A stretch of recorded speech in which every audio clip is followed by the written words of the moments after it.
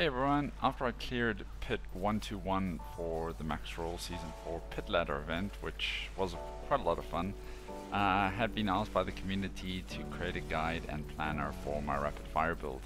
And since then the build has improved quite a lot.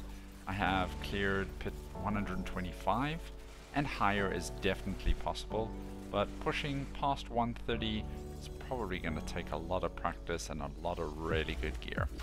My goal is to push as close to 130 as possible this season, with 126 easily within reach based on just my previous few 125 runs. So here's a quick rapid fire season 4 guide. I'll show you my current setup with the exact gear that I used for my 125 clear. Also, I'll show you how the build can be improved if you are a big money gig chad or just very lucky with your masterworking rolls. So let's get to it. Now, firstly, there are some build requirements. You need to have Scoundrel's Kiss. You need to have a Shaco if you really want to push past 100 plus and push towards 125 or higher. Luckily for us, Shaco is a little bit easier to obtain this season. I had to wait a long time for my Shaco, pretty much 3 seasons, it never dropped for me. You need some key items to make this build come together. So 1 greater affix on armor on your pants or on your chest, so that you can reduce the amount of total armor rolls across all of your gear pieces. The chest needs to have at least +3 Dark Shroud ranks. This does not need to have a greater affix. As you can see, I don't have a greater affix, but a greater affix on it is always great to have. We stack a lot of dodge chance in this build, and having increased cast cold imbue tempers on your amulet and your ring provide just a huge quality of life and damage boost because you have more uptime of your cold imbuement. We're running with crossbow, not bow, and only swords, not daggers. The crit damage needs to be stacked everywhere, and you need rapid fire cast twice tempers for a huge damage boost. Weapons are all the same pretty much. You need dex, life, crit, rapid fire cast twice, and crit damage.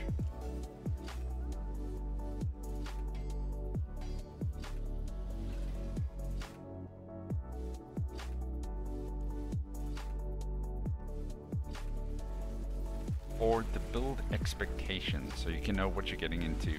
This build is top tier for pushing and farming pits. It's really good at farming pits. It's a fun build, it's engaging to play, and it requires getting to understand the build, getting better at the evade for rapid fire. So it's really fun to play, fun to learn, and you can actually grow and get better as you play with the build. This build can kill tormented bosses super easily, and it can kill Lilith super easily. So without changing any gear or any skills or anything like that, you can just go straight into one of the tormented bosses or do Lilith kills really easy. What this build is not so great for is speed farming of open world content, speed farming nightmare dungeons or Helltide. It's not so great at that because you need a little bit more AoE with the build, and rapid fire right now is quite single target. It shoots quite straight at the same point. So they are changing this on the next patch and we should see some improvements here, but I'm busy using my Heartseeker build for my open world farming. If you do want to just stick to rapid fire, there are some ways to improve the way that you can farm with it in open world. So you can use Shadow Imbue instead of Coltrops. You can use the Godslayer crown instead of Shaco, and you can use Holy Bolt's elixir, which is super great this season. So if you're looking for a speed farming build, then you should probably invest into Heartseeker Rogue this season, which is using the Victimize passive. Heartseeker Rogue is easy to play, but I find it quite monotonous. I don't find the build very engaging. You just have to hold one finger on the mouse one and you're Gucci, I guess. That's not my kind of thing, so maybe it's not for everyone. I thought I'd give some quick masterworking tips so that people don't undervalue how important these masterworking crits are. They provide a huge damage boost, and we can see this really skyrocketing our crit damage in this build. You can massively increase the crit damage to the precision key passive multiplier by getting these masterworking crits right. You want them on crit hit damage as much as possible on all your weapons, and you want the crits to land on the crit hit damage temper, not the greater affix. You don't want them to land on the greater affix. You get overall more crit hit damage if you hit on the tempered critical hit damage.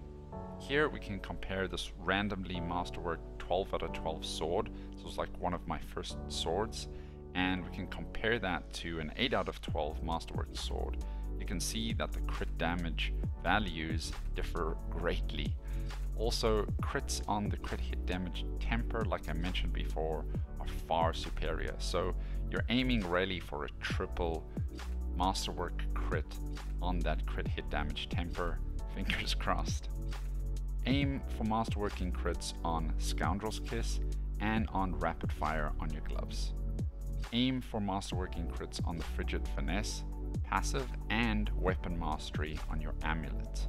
You want to hit that Frigid Finesse every time for the bigger multiplicative damage.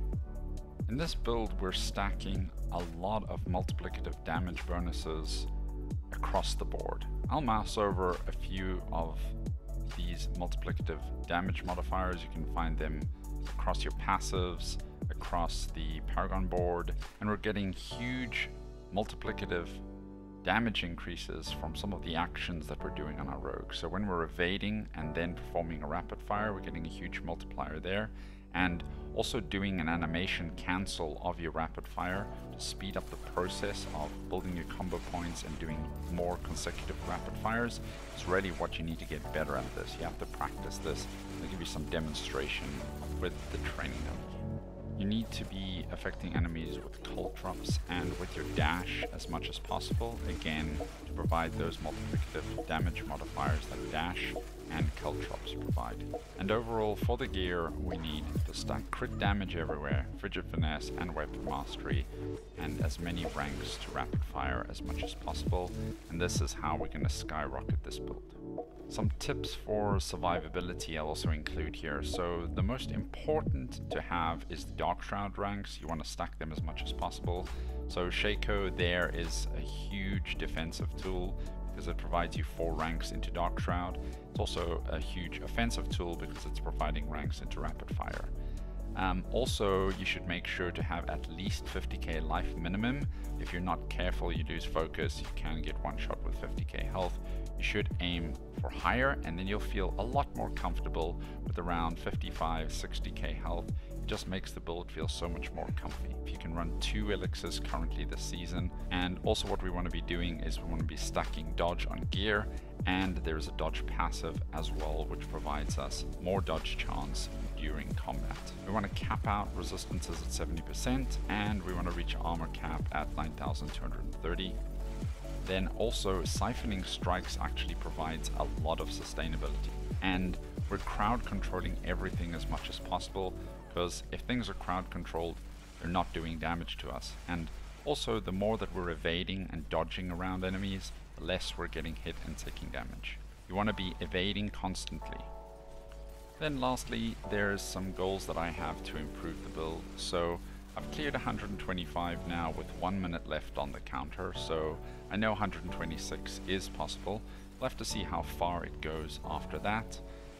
My overall best 125 pit run, I've spawned the portal for the boss at 8 minutes 55 left on the timer, and that's quite a lot of time for the boss fight. So if you're lucky and you get one of the easier bosses, you should be able to clear most bosses with 8 minutes and 55 seconds with this build.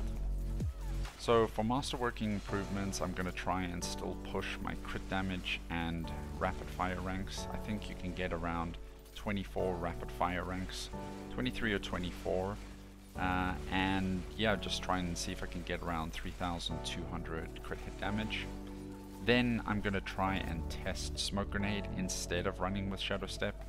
This is not ideal because it can get you into some frustrating scenarios where mobs are locking you down, but I still think overall having Smoke Grenade for the boss might give us just an extra little damage boost.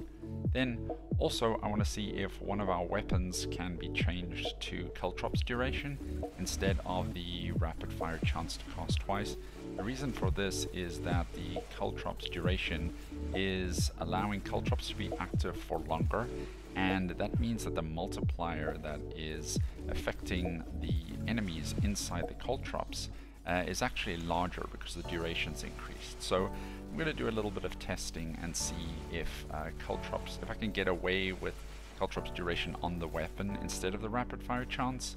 I have to do a little bit of testing with that and see how it goes, and I'll let you know. Then lastly, I'm going to do just a quick mouse over of my build, just so that you can see it rapidly if you don't feel like listening to me talking the whole time. And yeah, thanks for watching and best of luck, guys.